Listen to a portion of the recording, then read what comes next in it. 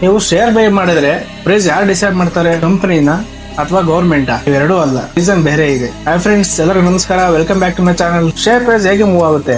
Share price move ಆಗೋದು demand ಮತ್ತೆ supply ಮೇಲೆ. ಸಿಂಪಲ್ ಆಗಿ ಹೇಳ್ಬೇಕು ಅಂದ್ರೆ, ಬೈ ಮಾಡೋ ಜಾಸ್ತಿ ಇದ್ರೆ ಪ್ರೈಸ್ ಅಪ್ ಹೋಗುತ್ತೆ, ಸೆಲ್ ಮಾಡೋ ಜಾಸ್ತಿ ಇದ್ರೆ ಪ್ರೈಸ್ ಡೌನ್ ಆಗುತ್ತೆ. ಈ ಬೈಯಿಂಗ್ ಮತ್ತೆ ಸೆಲ್ಲಿಂಗ್ ಎಲ್ಲಿ ನಡೀತಿದೆ ನಮ್ಮ ಇಂಡಿಯಾದಲ್ಲಿ ಅಂದ್ರೆ NSE ಮತ್ತೆ BSE ನಲ್ಲಿ.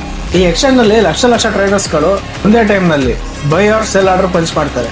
ರಿಯಲ್ ಪ್ರೈಸ್ ಹೇಗೆ ಡಿಸೈಡ್ ಆಗುತ್ತೆ? ಮಾರ್ಕೆಟ್ ನಲ್ಲಿ ಆರ್ಡರ್ ಬುಕ್ ಇರುತ್ತೆ.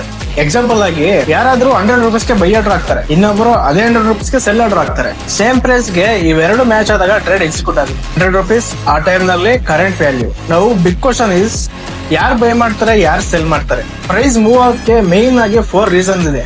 ರೀಸನ್ ನಂಬರ್ 1, ಕಂಪನಿ ರಿಸಲ್ಟ್ ಮತ್ತೆ ನ್ಯೂಸ್. ಕಂಪನಿ ಪ್ರಾಫಿಟ್ ಇನ್ಕ್ರೀಸ್ ಆದ್ರೆ ಟ್ರೇಡರ್ ಏನ್ ಥಿಂಕ್ ಮಾಡ್ತಾರೆ ಅಂದ್ರೆ, ಫ್ಯೂಚರ್ ಬ್ರೈಟ್ ಆಗಿರುತ್ತೆ ಈ ಕಂಪನಿದು ಅಂಡ್ ತುಂಬಾ ಜನ ಬೈ ಮಾಡ್ತಾರೆ. ಪ್ರೈಸ್ ಸ್ಲೋಲಿ ಅಪ್ಸೈಡ್ ಹೋಗುತ್ತೆ. ಅದೇ ಕಂಪನಿ ಲಾಸ್ ಅಲ್ಲಿ ಅಥವಾ ಬ್ಯಾಡ್ ನ್ಯೂಸ್ ಇದ್ರೆ, ಫಿಯರ್ ಇರುತ್ತೆ, ತುಂಬಾ ಜನ ಸೆಲ್ ಮಾಡ್ತಾರೆ, ಪ್ರೈಸ್ ಡೌನ್ ಆಗುತ್ತೆ. ರೀಸನ್ 2, ಬಿಗ್ ಪ್ಲೇಯರ್ಸ್ ಗಳು. ಮಾರ್ಕೆಟ್ ನಲ್ಲಿ ಓನ್ಲಿ ರಿಟೇಲ್ ಟ್ರೇಡರ್ಸ್ ಮಾತ್ರ ಇಲ್ಲ, ಬಿಗ್ ಇನ್ಸ್ಟಿಟ್ಯೂಷನ್ ಗಳು, ಮ್ಯೂಚುವಲ್ ಫಂಡ್ಸ್ ಗಳು, FIS ಮತ್ತೆ DIS ಅಂತ ಇರ್ತಾರೆ. ಇವರೆಲ್ಲ ಲಾರ್ಜ್ ಕ್ವಾಂಟಿಟಿ ನಲ್ಲಿ ಪಂಚ್ ಮಾಡ್ತಾರೆ. ಸ್ಮಾಲ್ ಬೈಯಿಂಗ್ ಮಾಡಿದ್ರೆ ಸ್ಮಾಲ್ ಮೂವ್ ಆಗುತ್ತೆ, ಬಿಗ್ ಬೈಯಿಂಗ್ ಮಾಡಿದ್ರೆ ಬಿಗ್ ಮೂವ್ ಆಗುತ್ತೆ. Reason 3, over all market mood. Market happy mood ನಲ್ಲಿ ಇದ್ರೆ, ನ್ಯೂಸ್ ಪಾಸಿಟಿವ್, ಕಾನ್ಫಿಡೆನ್ಸ್ ಹೈ ಇದ್ರೆ ತುಂಬಾ ಜನ ಬೈ ಮಾಡ್ಕೊಳ್ತಾರೆ, ಪ್ರೈಸ್ ಸ್ಲೋಲಿ ಅಪ್ ಆಗುತ್ತೆ.